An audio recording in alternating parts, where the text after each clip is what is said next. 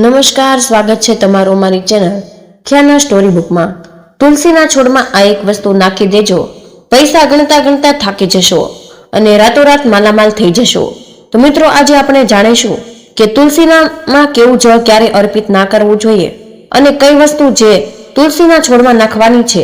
તો મિત્રો, આજે આપણે એવી માહિતી વિશે જાણકારી દેવાના છીએ જે તમારે જાણવી ખૂબ જ જરૂરી છે। જો તમે આ વાતોનું પાલન નહીં કરો તો તમને જીવનમાં ઘણી મુશ્કેલીઓનો સામનો કરવો પડી શકે છે અને જો તમે આ વાતોનું પાલન કર્યું તો તમને જીવનમાં ખૂબ જ લાભ થવાનો છે। જીવનમાં આવતી તમામ પરેશાની માત્ર આ એક વસ્તુથી દૂર થઈ જશે। તો મિત્રો, આ ઉપરાંત જો તમે તુલસીની નીચે આ એક વસ્તુ બાંધી દેશો તો તમને માતા તુલસીના ખૂબ જ આશીર્વાદ મળશે અને તમારા ઘરમાં માતા લક્ષ્મીનો હંમેશા વાસ રહે છે।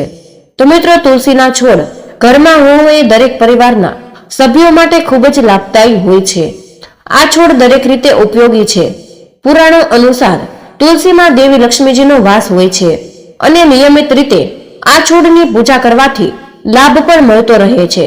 પરંતુ જો તમે તુલસીને ઘરમાં રાખવાની સાથે સાથે તેના નીચે આ એક વસ્તુ બાંધો છો તો તમને અનેક ગણું ફળ મળશે, કારણ કે આ એક વસ્તુ વગર તુલસી અધૂરી માનવામાં આવે છે।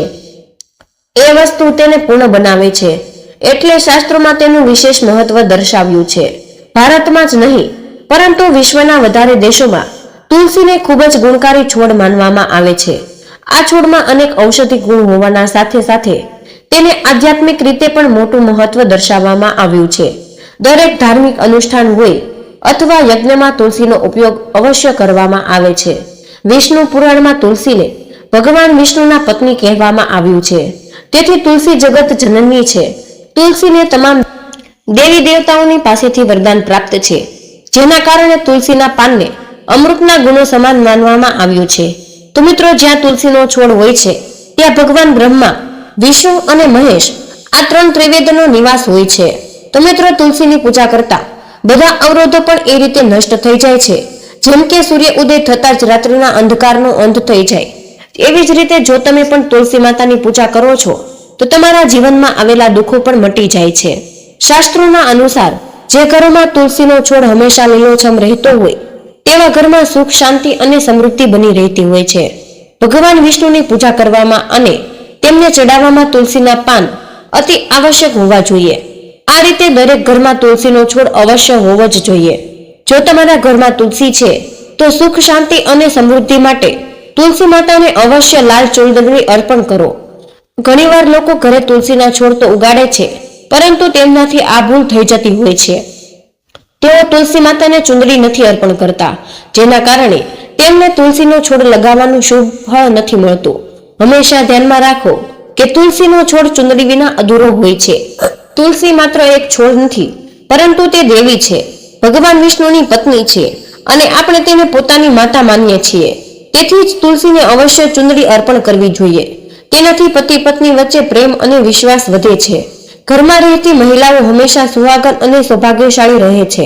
પરંતુ જ્યારે તુલસીને ચૂંદડી અર્પણ કરો ત્યારે ધ્યાનમાં રાખવું જોઈએ કે તમે તુલસીને લાલ રંગની ચૂંદડી ચડાવો।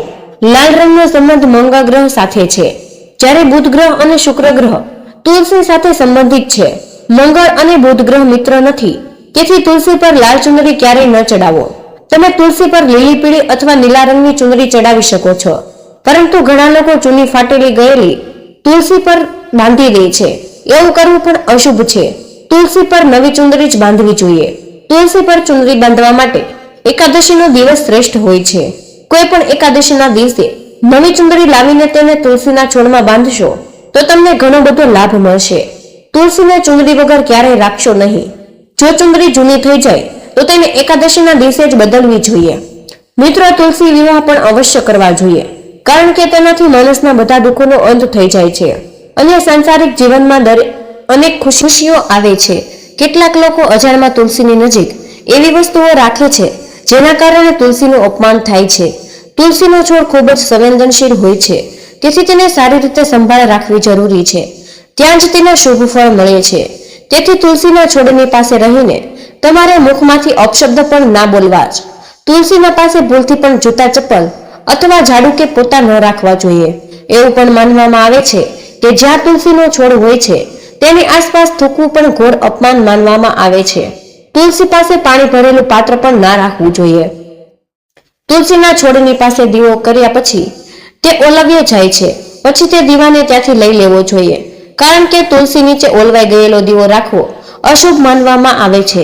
જ્યાં તુલસીનો છોડ હોય છે તે સ્થળ હંમેશા સ્વચ્છ રાખવું જોઈએ. તેથી નિયમિત રીતે તુલસીના છોડની આસપાસ સફાઈનું ખૂબ જ ધ્યાન રાખવું જોઈએ. તુલસીના છોડમાં શિવલિંગ અને ગણેશજીની મૂર્તિ ન રાખવી જોઈએ. તેમજ તુલસીના ક્યારામાં અન્ય કોઈ પણ પ્રકારનો છોડ લગાવવો અશુભ છે. તુલસીના છોડની પાસે કપડાં પણ સૂકવવા જોઈએ નહીં, અન્યથા કપડામાંથી ગંદુ પાણી તુલસીના છોડ પર પડી શકે છે.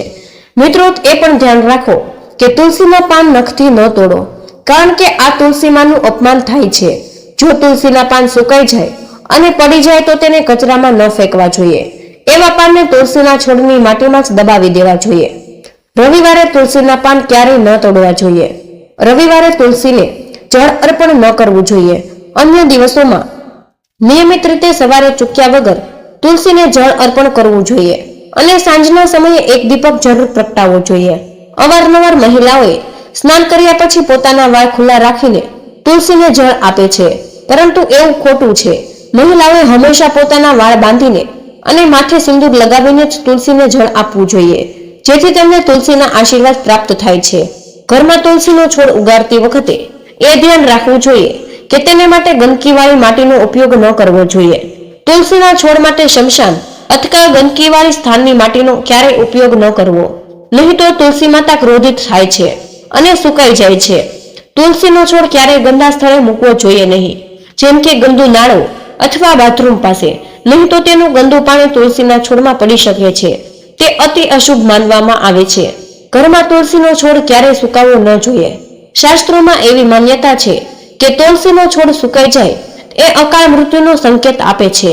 જો ઘરમાં તુલસીનો છોડ સુકાઈ જાય તો ઘરની સુખ અને સમૃદ્ધિ સમાપ્ત થઈ જાય છે. સુકાયેલ તુલસીમાં માતા લક્ષ્મીનો વાસ નથી હોતો. વાસ્તુશાસ્ત્ર અનુસાર તુલસીનો છોડ સુકાય તો ભવિષ્યમાં આવનારી વિપત્તિ અથવા તો દુર્ઘટનાનો સંકેત આપે છે. તે માટે તુલસીનું ધ્યાન રાખવું જોઈએ. મિત્રો, જો તુલસીના પાન અચાનક પીળા પડવા લાગે છે તો તે ઘરમાં અથવા કોઈ પણ સભ્યના માથા ઉપર મોટા સંકટ આવવાનો સંકેત છે. આવા પાંદડાને દૂર કરો અને તેમને શુદ્ધ પાણીમાં વહેવા દો અને ઘરમાં રામાયણ કે મહામૃત્યુંજયનો પાઠ કરો. જો ઘરમાં લગાવેલ તુલસીનો છોડ લીલો રહે તો તે શ્રી હરિ અને મા લક્ષ્મીની વિશેષ કૃપાનો સંકેત છે. આવા ઘરમાં પરિવારના સભ્યો પ્રેમથી રહે છે અને ઘણી પ્રગતિ કરે છે. તુલસીમાં ક્યારે પણ કોઈ કેમિકલ વસ્તુ ન નાખવી જોઈએ. માત્ર ખાતર અને છાણનો ઉપયોગ કરવો જોઈએ. આ સાથે ધ્યાન રાખો કે તુલસીમાં કરોળિયાનું ઝાડું અથવા કીડા ન હોવા જોઈએ, કારણ કે એવા સ્થાન પર માતા લક્ષ્મીજી વાસ કરતા નથી. શાસ્ત્રો અનુસાર તુલસીને સ્નાન કર્યા વગર જળ ન આપવું જોઈએ અને પગમાં ચપ્પલ વગેરે પહેરીને તુલસીને જળ આપવું જોઈએ નહીં. તુલસીને જળ આપતી વખતે ધ્યાન રાખવું જોઈએ કે તેનું જળ તમારા પગ પર ન પડે, કેમ કે તેનાથી તુલસીનું અપમાન થાય છે.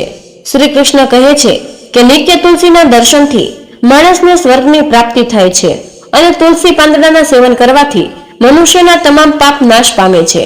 તુલસીનો છોડ હંમેશા ઘરની સામે ઉગાડવો જોઈએ. પૂર્વ અથવા ઉત્તર દિશામાં ઉગાડવો જોઈએ. સૌથી શુભ રહે છે.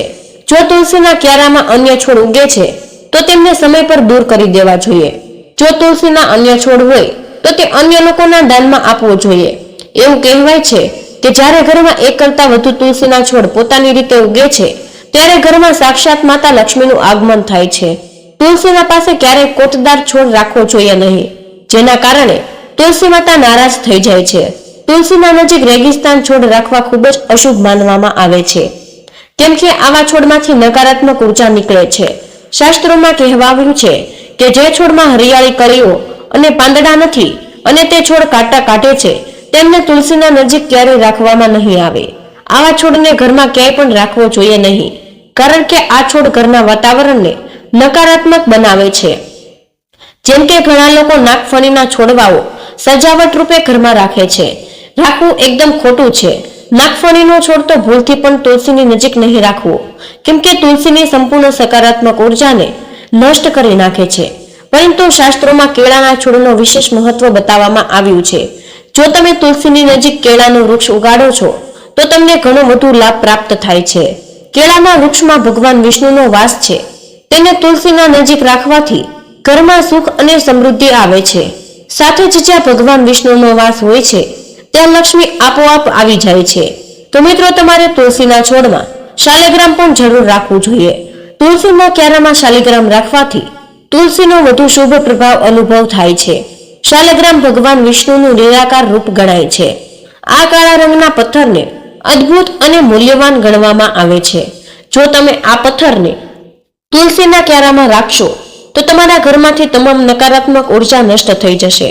એવું માનવામાં આવે છે કે શાલિગ્રામમાં અલ્પ માત્રામાં સુવર્ણ હોય છે.